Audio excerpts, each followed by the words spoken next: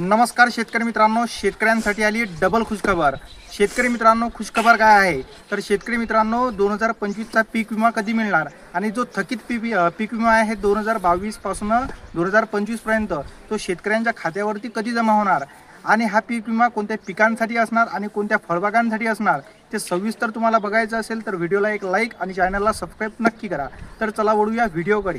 नमस्कार, खरीप हंगाम 2025 चा पीक विमा शेतकऱ्यांना मिळणार की नाही याचे उत्तर पूर्णपणे पीक कापणी प्रयोगाच्या अंतिम अहवालावर अवलंबून आहे। शेतकरी मित्रांनो, शासनाने निश्चित केलेल्या उंबरठा उत्पन्नापेक्षा जर कापणी प्रयोगातून हाती आलेले उत्पादन कमी आढळले तर शेतकऱ्यांना हा पीक विम्याचा लाभ मिळणार आहे। शेतकरी मित्रांनो, ही आकडेवारी पीक विम्याबाबतचा अंतिम निर्णय ठरवत असल्याने सर्व नुकसानग्रस्त शेतकऱ्यांचे लक्ष या पीक कापणीच्या अहवालाकडे लागून राहिलेले आहे। शेतकरी मित्रांनो, आता आकडेवारी संकलनाची सद्यस्थिती आणि अंतिम मुदती काय आहे ते बघूया।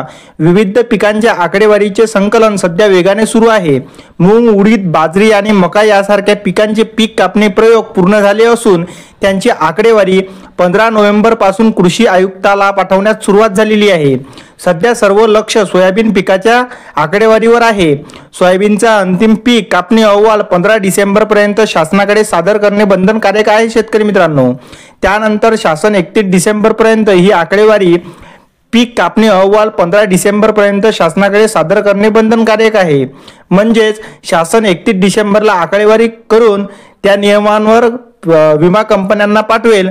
त्याच्यानंतर आठवड्याच्या आत पीक विम्याचे वितरण सुरू करणे अपेक्षित राहणार। शेतकरी मित्रांनो, म्हणजे शेतकरी मित्रांनो 31 डिसेंबर नंतर हा पीक विमा कंपनीतून जवळून सादर झाल्यानंतर नुकत्याच काही आठवड्यात म्हणजे 3 ते 4 आठवड्यात पीक विमा हा शेतकऱ्यांच्या खात्यात येणार।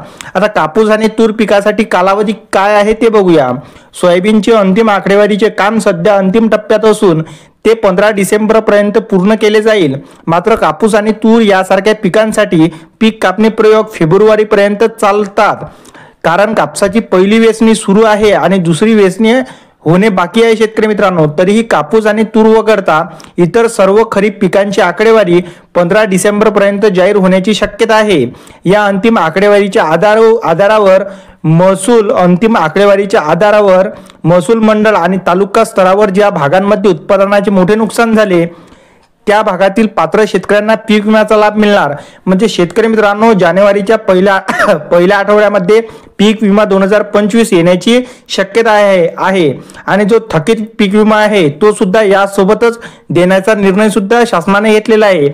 म्हणजे शेतकरी मित्रांनो, शेतकऱ्यांना पैसे मिळणार आहे ते सोयाबीन या पिकाचे आणि कापूस आणि तूर या पिकाचे मार्च मध्ये पैसे मिळू शकतात। व्हिडिओ जर आवडला असेल तर चॅनलला सबस्क्राइब आणि व्हिडिओला एक लाईक नक्की करा। धन्यवाद।